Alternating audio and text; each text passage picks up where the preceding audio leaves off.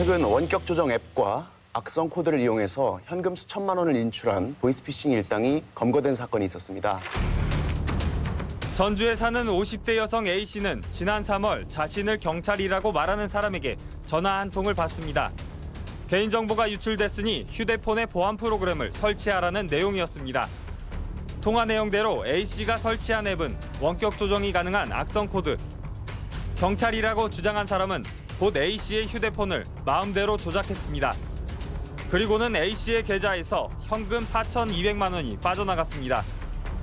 전화를 건 사람은 보이스피싱 조직이었고 A씨에게 악성 코드를 깔게 한 뒤 돈을 빼간 겁니다. 보이스피싱 사기 범행은 그 방법이 갈수록 치밀해지고 있어서 눈뜨고 코 베어가는데도 이를 예방하기가 쉽지 않은 형국인데요. 그래서 오늘 이슈 인사이드에서는 갈수록 교묘해지는 보이스피싱 금융사기 실태와 예방에 대해서 이야기 나눕니다.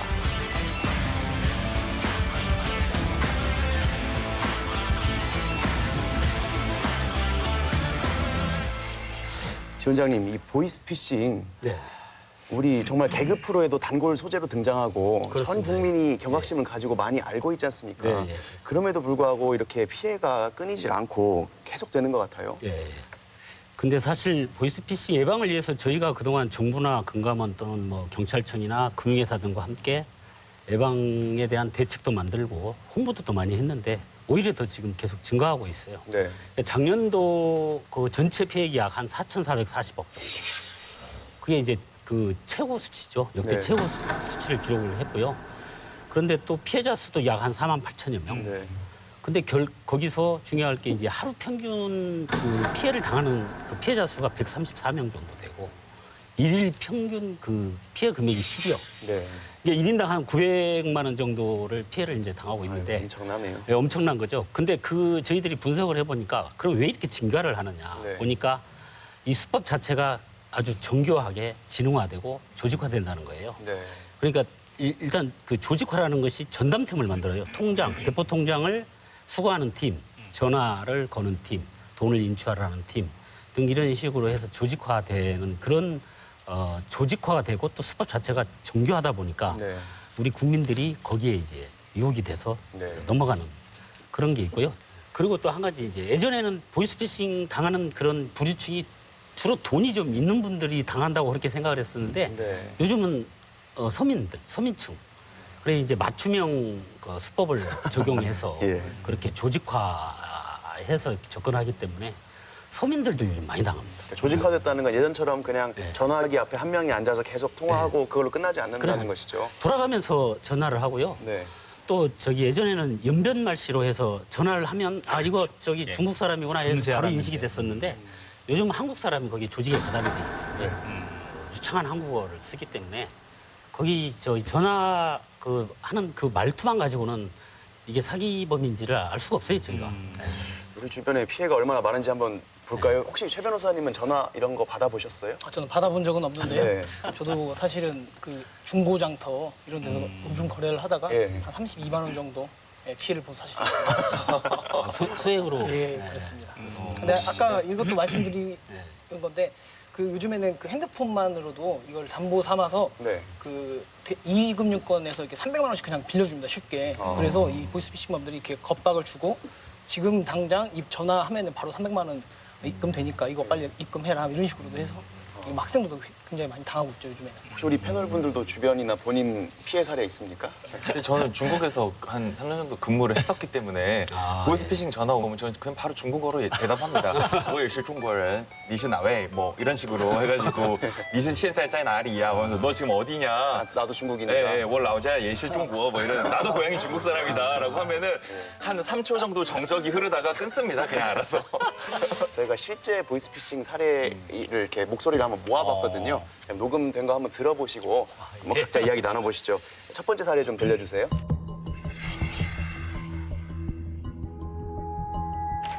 예, 안녕하세요. 저희 그 하나캐피탈 전화로 좀 들었습니다. 아, 그래요? 예. 지금 보시면은 뭐 이제 신용 등급 부분하고는 관계없이 저희 측에서 연이자 이제 10% 이하대의 저금리 대환 상품으로 뭐 햇살론 상품이나 바꿔드리면 이런 상품으로 이제 정부 지원 상품으로 이제 지원차 연락을 좀 드린 거고 현재 이용 중이신 고금리권 어디 이용 중이시죠? 많이 있죠. 얼마인지 제가 한번 보고 전화 한번 드릴게요. 그게 나을 것 같아요. 네네 알겠습니다. 그 바로 연락 한번 좀 부탁드릴게요. 알겠습니다. 네. 이거는 뭐 기존에 대출이 있는 사람한테 더 싼 금리로 갈아타게 해주겠다 이렇게 하는 건가 보죠. 저 사례를 보니까 대출 빙자형. 그러니까 이제 현재 고금리 대출을 쓰고 있는 그 분들한테 저금리로 갈아타게 해주겠다고 해서 유혹하는 그런 사례죠. 저 사례를 보면은 저 사기범들이 그 다 정보를 알고 있어요. 어디서 그래가지고 급전이 필요하다는 것을 알아요. 그리고 제가 저 사람이 몇 프로 정도의 이율에 얼마 정도 금액을 고금리로 받고 있다는 정보를 다 알기 때문에 그래서 접근을 하거든요. 예를 들어 고금리를 저금리로 전환을 시켜주겠다 하면 솔깃하지 않습니까, 그게? 그러다 보니 이제 그 저쪽 사기범이 요구하는 모든 것을 다 이제 돈이 필요하니까 당장. 뭐 예를 5%인데 2% 해주겠다면 바로 되지 않습니까? 그래서 주민번호도 주고 또 OTP 뭐 생성번호도 주고 비밀번호도 주고 다 줘서 그 돈을 이제 착취해가는 건데 저게 돈을 고금리 대출을 예를 들어서 먼저 상환을 하라고 해요. 저금리로 하려면. 그래서 고금리 대출을 예를 1,000만 원을 받았다면 1,000만 원을 내가 불러주는 계좌에 입금을 이제 해라. 그렇게 해서 상환을 해야 다시 저금리로 대출이 된다는 그런 거에서 그 돈을 이제 입금을 하잖아요. 그러고 그걸 빼가요. 빼가서 이제 도주를 하고 거기에 이제 한 2주 정도 기다리면 대출이 실행이 된다. 이렇게 해서 기다리는데 대출이 이제 올 리가 없죠, 그게. 그때 늦게서 이제 내가 사기당했구나. 이렇게 해서 지급정지 회원들 돈은 이미 다 빠져나가요. 기존에 이미 고금리로 대출을 받고 있는 사람이면 어쨌든 금융 취약계층 아니겠습니까? 그렇습니다. 그러니까 비싼 금리로 대출 쓰는 것도 서러운데 사기당하고 뺨까지 받는 안타까운 사례가. 이중고를 시달리는 그런 좀 애로사항이 많죠. 알겠습니다. 저희가 3가지 준비했으니까요. 두 번째 목소리도 한번 들려주세요.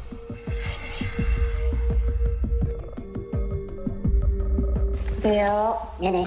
네, 안녕하세요. NH농협 유현장 팀장입니다. 네, 지금 다른 재반 사항에서는 문제가 없으신데요, 고객님. 신용도가 조금 하락 원인이 되셨다고 하세요. 네, 설명을 들으셨죠? 예, 그래서 신용도만 조금 상향을 하고 진행을 하시게 되시면 보증서 발급되시고 저희 자금 충분히 받아보실 수 있으실 것 같고요. 가장 간단하게 자금 받아보실 수 있는 게 장기 카드론 대출이라고 있어요. 서류 접수 없이. 그쪽으로 진행하시는 게 가장 빠르게 진행이 되실 것 같고요. 고객님 주로 이용하시는 카드사가 어디 은행 카드사 이용을 많이 하세요? 장기 카드론 한도가 얼마인지만 먼저 문의를 하시고 전화 끊으시고요. 예, 저한테 연락을 주시면은 제가 제 은행 코드 입력을 해서 가상 시뮬레이션 확인을 해서 부족하신 신용도가 상향이 되는지를 먼저 확인을 해드리고요. 신용도가 상향이 되어야지 진행을 하시는 거지 신용도가 상향이 안 되는데 굳이 진행을 하실 필요가 없으신 거잖아요. 예, 그러니까 한도가 얼마인지만 먼저 문의를 해보시고 저한테 바로 연락 부탁드리겠습니다, 고객님. 이분은 거의 뭐 금융권 현직자의 분위기가 나는데. 너무 잘하네요. 저런 건 진짜로. 이거 정도면 저런 분들은 교육을 별도로 받아요. 그럴 것 같아요. 교육을 받지 신뢰감 않고는 있는 저렇게 할 수가 없기 목소리인데. 때문에 금융 쪽에 금융 지식이 풍부해야 하기 때문에 교육을 별도로 받고 저런 사례 같은 경우에는 이제 신용 등급 자체가 안 되니까 대출이 이제 어려운 거죠. 그래서 신용 등급 자체를 업그레이드를 시킨 다음에 대출을 받게 해주겠다. 이런 이제 그 유형이지 않습니까? 그러면 신용 등급을 받으려면은 그 신용 등급을 받기 위한 업그레이드 시키기 위한 이제 또 금전이 필요하다고 그랬어요. 꼬드겨요. 그래서 뭐 이런 경우에는 약간 소액 이제 500, 뭐 300 이렇게 이제 되는 경우가 많죠. 그렇게 해서 신용 등급을 업그레이드를 시키려면 거기에 필요한 돈이 있어야 하고 실적도 쌓아놔야 하고 미리 서류도 다 발급을 해놔야 하기 때문에 나한테 내가 불러주는 계좌로 돈을 300을 입금해라, 뭐 500을 입금해라 이런 식으로 해서 이제 착취해가는 그런 수법입니다, 저는. 수법이 참 다양한데요. 요즘은 스마트폰 어플리케이션을 이용한 또 사기범행도 있다고 들었습니다. 저희 3번째 사례인데요. 목소리 한번 들려주시죠.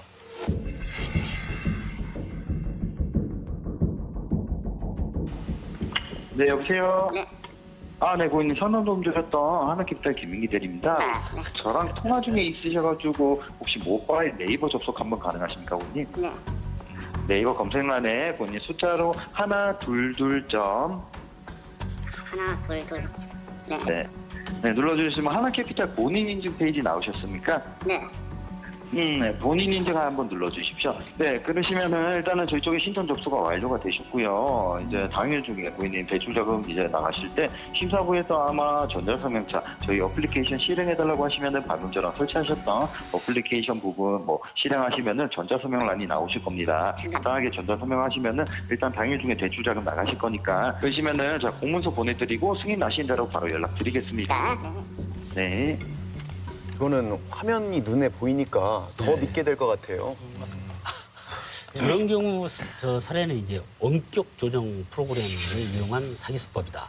그러니까 이제 본인이 예를 들면 그 저 해외에서 카드를 썼다는 그런 이제 이게 문자 메시지가 날라오면 거기에 링크가 돼 있어요. 그렇죠. 이제 예를 들어서 갑자기 근데 내가 쓰지를 않았는데 그게 문자가 왔다. 네. 그러면 궁금할 거 아닙니까? 그러면 이제 거기에 전화번호도 다 나오니까 그걸 전화를 해서 거기에 이제 불러주는 대로 사이트 주소를 자기 핸드폰에 치고 거기에 링크를 엔터를 딱 치면은 이제 가짜 사이트입니다. 그렇게 해서 저 모든 어떤 이런 저 비밀번호라든가 또는 뭐 OTP 생성번호라든가 뭐 공인인증서 번호라든가 이런 걸 이제 거기서 다 누르라는 대로 누르죠. 네. 네, 계좌번호까지 다 누르라 가죠. 자기 비밀번호까지. 그래서 치면은 어떻게 되겠어요? 그 대포통장 계좌로 돈이 넘어가는 그런 수법이죠. 그래서 그런 걸 요즘은 저런 게 많습니다. 네. 막 보면 이제 아까 해외에 결제됐다 이런 문자 보면 내가 결제한 적이 없는데 궁금해서 안 열어볼 수 없을 것 같거든요. 뭐 비슷한 어떤 뭐 청첩장이라든지 뭐 그런 비슷한 유형이 좀 있을 것 같은데요. 궁금증을 결국 유발시켜서 이걸 누르게끔 하는 게 목적인데요. 네. 특히 그 택배가 네. 왔는데 어떤 확인해라 뭐 이런 문자를 할지 아니면 동료들의 뭐 그 청첩장이랄지 뭐 이런 예. 것들이 이렇게 오면은 그 당연히 그냥 누를 수밖에 없습니다 사실은. 예. 근데 저 같은 경우는 그런 문자가 오면 그냥 일단 아무것도 누르지 않고 삭제를 하는데요. 어차피 그 분실되거나 확인될 수 있는 거는 안 오면은 어쨌든 사람을 찾아갈 수밖에 없기 때문에 진짜 청첩장이면 어떡해요? 그러면은 못 가고 마는 거죠. 그러니까 이제 금융감독원에서 2월 달에 발표한 보이스피싱 피해 현황을 보면 2018년도 기준으로 봤을 때 그 60대 이상 피해를 보신 분들은 보통 검찰이나 경찰, 금감원 이런 사칭형이 많다고 합니다. 네. 그런데 방금처럼 대출 빙자형은 자금 수요가 많은 40, 50대나 사회 초년생인 20, 30대에 집중되어 있다고 하거든요. 그러니까 스마트폰 설정에 왜 출처를 알 수 없는 앱은 아예 설치를 제한하는 것 같은 거는 좀 미리미리 해놓으시면 좋을 것 같아요. 60대 이상이 작년도 기준으로 987억 정도 금액이 당했습니다. 그러면 2017년에 비하면 2배 수준이 늘어난 거거든요. 60대 이상이 상당히 많이 이제 그 피해를 당하고 있죠. 네. 근데 그게 지금은 60대에서 이제 점점 젊은 층으로 내려오는 거죠. 20, 30대. 특히 여성층이 또 많아요. 결혼을 앞둔 여성층을 또 대상으로 접근하는 경우가 많거든요. 왜냐하면 결혼을 앞둔 여성들은 돈을 좀 벌어놨을 것이다라는 그런 이제 생각 이런 것 때문에 많이 당하고 있죠. 네. 여성분들도. 사실 저분들 요즘에 다 한국 사람입니다. 이 이제 보이스피싱 이제 단체를 조직한 이 수괴들이 자기 동네 그 후배들이나 지인들한테 이쪽에 좋은 취직 자리 있으니까 한번 일해볼 생각 없냐 이렇게 해가지고 일단 데려갑니다. 데려가면은 한 달이나 2달 정도를 관광을 막 시켜줘요. 그 후에 한 2달 후에 사실은 이게 우리가 보이스피싱을 하고 있다. 이렇게 말을 하고 여권을 이미 뺏어간 상태죠. 그렇게 해서 이 교육을 시키면서 어거지로 이게 하는 경우가 굉장히 많습니다. 그러다가 그러니까 이 팀들 알고 있어도 예. 그 이후에 어떻게 할 수 없을 예, 정도로 맞습니다. 이렇게 지금 그렇습니다. 돼버린 거네요. 미안한 감정 막 이런 것 때문에 그 하게 된다고 하더라고요.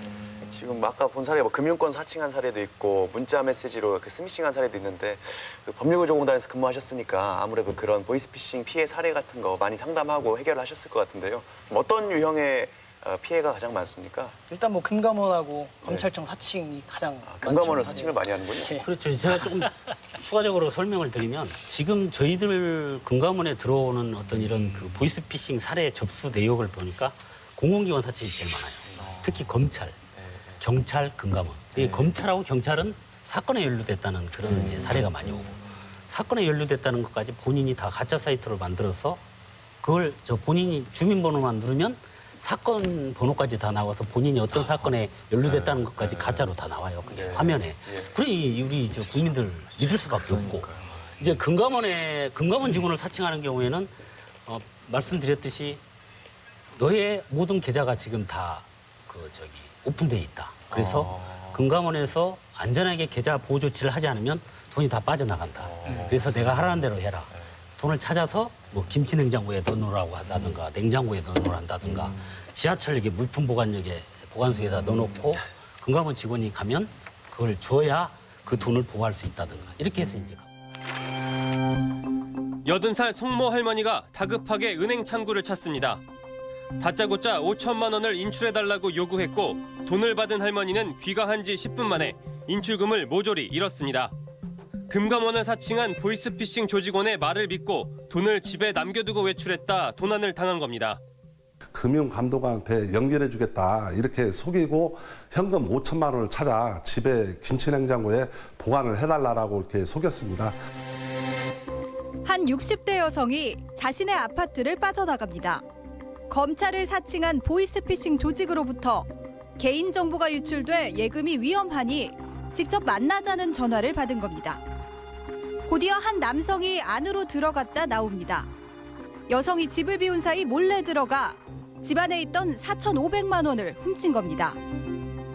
이 여성은 집을 나가기 전 해당 보이스피싱 조직의 전화에 속아 은행에서 4,500만 원을 인출해 집안에 둔 상태였습니다.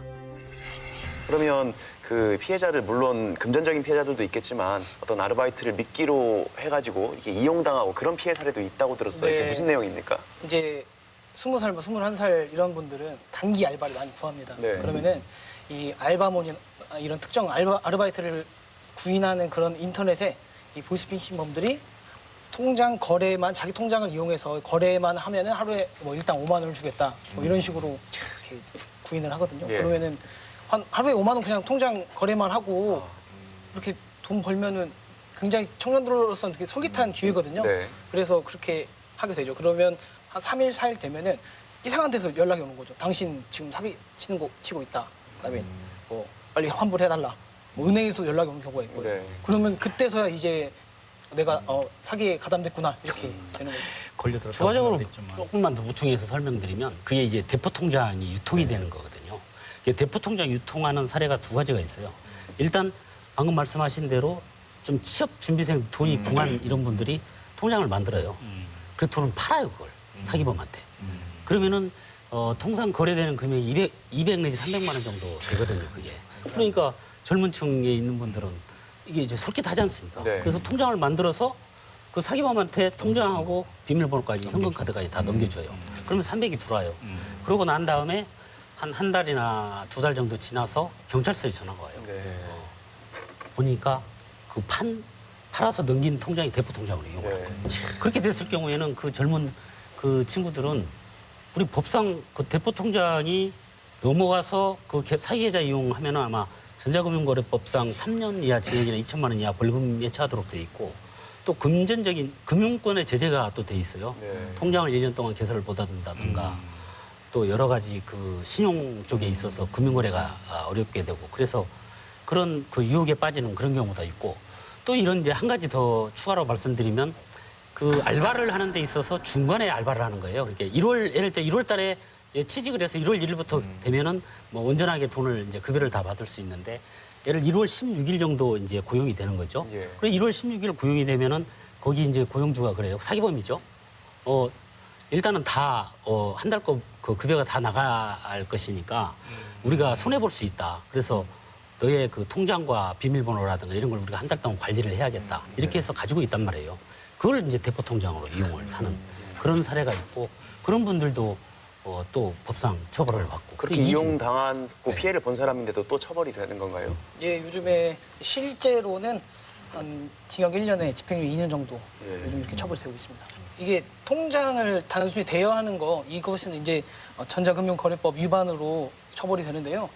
이 경찰 조사에서 좀 초동생이 좀 잘못되면은 이게 보이스피싱이라는 걸 알았다 이렇게 진술을 하게 되면 사기 방조죄까지 처벌이 가능하게 될 수도 있어요. 공범이 되는 거죠. 예, 그러니까요. 그러니까 이 보이스피싱과 관련된 범죄는 굉장히 형량을 무겁게 지금 하는 것 같아요. 제가 좀 깜짝 놀랐던 게 어떤 분이 그러더라고요. 그러니까 방금처럼 뭐 통장을 달라라고 해서 어디서 그런 대포 통장 이런 악용될 수 있다라는 그런 얘기를 듣고 의심이 들어서 머뭇머뭇하니까 그 사기꾼들이 그랬대요. 그럼 통장 말고 현금 체크카드만 주라고. 근데 비밀번호도 모르고 그래서 그 체크카드만 줬다 그러더라고요. 근데 요즘은 그 카드 가지고 다 많이 계좌번호랑 뭐랑 다 이렇게 알아낼 수 있다고 하더라고요. 그래서 됩니다. 예, 그래서 그 체크카드만 준 것도 대포 통장 공여가 됐고 거기 아무 생각 없이 그쪽으로 들어온 돈을 친구들한테 그냥 이체시켜줬는데 그 친구들까지도 그 공범이 그렇죠. 돼서 수사를 네. 같이 받았다고 하더라고요. 참 무서운 거구나 이게. 어떤 좀 지역적인 편차가 있습니까? 우리 지역 전라북도가 뭐 전국에 비해서 피해율이 높다든지 낮다든지 이런 영향이 있나요? 네, 근데 이제 전북 지역이 그렇게 뭐 전국적으로 높다는 그런 얘기를 좀 드리기는 좀 조심스럽고 전라북도 지역이 지금 계속 그 금액이라든가 피해자 수가 증가하고 있다는 거죠. 작년도 이게 2017년도에는 69억인데 2018년도에는 126억까지 증가를 했고 또 그 피해 건수도 2,200건까지 지금 현재 증가하고 있는 이런 상태이기 때문에 그러면 일단은 저희가 혹시나 이제 시청자분들이나 저희도 마찬가지고 언제든 피해 대상자가 될 수 있기 때문에 딱 전화를 하다가 뭔가 잘못된 것을 느꼈다. 이거 보이스피싱이구나 느꼈으면 그다음에 어떤 조치를 취해야 됩니까?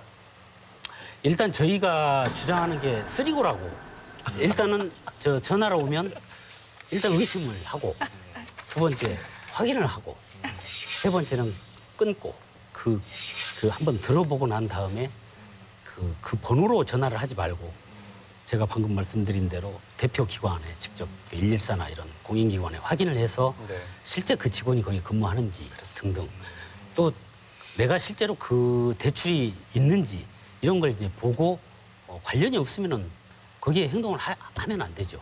삭제를 한다든가 전화를 끊어버린다든가. 조금 의심이 가면 뭐 법률가가 필요도 없고 그냥 자기 지인한테만 연락을 해서 이게 대체 객관적인 사람. 이상하다라고만 하면은 그 사람 분명히 이게 보이스피싱이라고 얘기를 할 거거든요.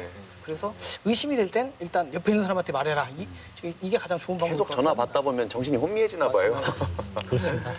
저희가 그 보이스피싱을 당했을 때 이제 어떤 조치를 해야 하느냐 그게 중요하지 않습니까? 일단 돈이 사기범 계좌에 넘어갔을 경우에는 지체 없이 경찰 112나 1332 금융회사 콜센터에 지급 정지를 해야 돼요. 그 계좌에서 돈을 빠져나가지 못하게 지급 정지를 해야 하는 게 가장 급선무이고요. 지급 정지를 해서 돈이 남아 있을 경우에는 환급을 다 해드립니다. 저희가 법적 절차 없이. 그 다음에 또 그게 이제 지급 정지 기간도 30분 그 지연 인출 제도라는 게 있어요. 그래서 일에 100만 원 이상 예를 들어서 뭐 계좌로 넘어갔을 경우에는 30분 동안 인출 못하도록 돼 있으니까 그 30분 동안 지급 정지를 신속하게 하면은 돈을 찾을 수 있으니까 그런 거 좀 이렇게 유심히 보시고 지급 정지가 가장 중요하다. 30분이 골든타임인데 그렇죠. 그 골든타임에 어떤 조치를 취하지 못하게 또 계속 연락을 하고 자기하고만 연락을 해라. 그러니까 10시간 이상 통화를 한 사례도 있어요. 전화를 끊지 못하게. 그렇게 되다 보면 사람이 혼미해져요. 이제 정신 판단이 흐려진단 말이에요. 그러다 보면 이제 넘어가는. 그게 자꾸 자기하고만 통화할 수 있게끔 옆에 사람한테 통화를 못 하게끔. 지급 정지나 이런 걸로 해도 피해를 막지 못했을 때 결국에는 재판을 통해서 해결을 해야 되는데요. 잡히는 게 사실 수개가 잡히는 게 아니라 통장 뭐 인출책이나 통장 명의대여인 이런 사람들만 잡혀서 실제로 처벌도 좀 약하게 되고 그 사람들이 자력이 없기 때문에 피해 회복이 거의 쉽지가 않습니다. 거의 불가능이라고 봐야 돼요. 한 5% 정도만 피해 회복이 되는데요. 그래서 아예 안 당하는 게 최선입니다, 이것은. 사람 간에 이렇게 믿음을 쉽게 주기 어렵다는 게 좀 슬픈 일이긴 한데 그래도 피해를 당하면 너무 그 피해가 막심하기 때문에 다들 조심하셔야 된다는 말씀 해주신 것 같습니다. 오늘 말씀 잘 들었습니다. 감사합니다. 감사합니다. 이슈 옥타곤에서는 다양한 사회 문제에 관한 제보를 받고 있습니다. 시청자 여러분의 많은 관심 부탁드립니다. 전주시가 자동차 면허를 반납하는 70세 이상 고령 운전자들에게 교통비를 지원하는 조례를 제정했습니다. 운전면허를 반납할 경우에 10만 원 상당의 교통비를 지급한다는 정책인데요. 실효성 측면에서 의문을 제기하는 목소리도 있습니다. 교통비 외에도 상품권이나 할인 등 기타 혜택이 주어지는 다른 지자체에 비하면 전주시 정책은 너무 박한 거 아니냐 이런 의견입니다. 고령화 사회에 조금 더 실효성 있는 정책을 만들기 위해서 시민들의 마음까지 헤아릴 수 있는 방법을 고민해봐야 하지 않을까요? 지금까지 이슈 옥타곤이었습니다. 감사합니다.